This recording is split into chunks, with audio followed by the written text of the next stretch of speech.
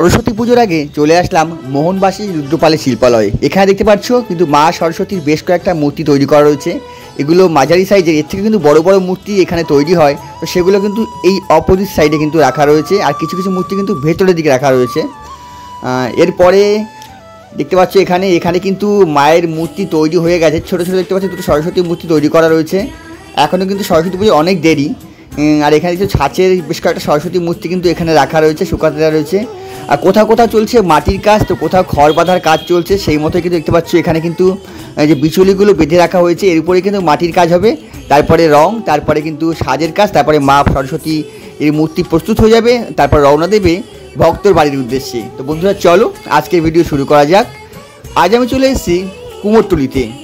বন্ধুরা সামনেই সরস্বতী পুজো, আর তার আগে আমি একবার ঢু মারতে আসলাম কুমোরটুলিতে।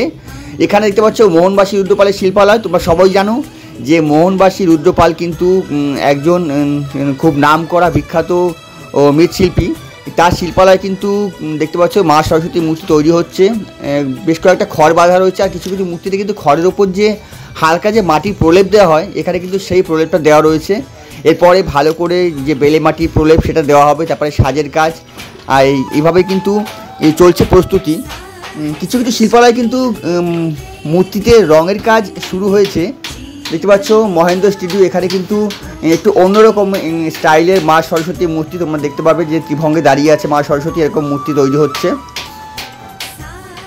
কোথাও কিন্তু যে পাক যে মাখানো কাজ, মাটি মাখানো কাজ সেখানে চলছে। এই যে তুষের মাটি, এই যে বিচুলির উপর তুষের মাটি মাখানো হবে, তারপরে কিন্তু অন্যান্য বেলে মাটি, এঁটেলে মাটি এইসব কাজগুলো হয়।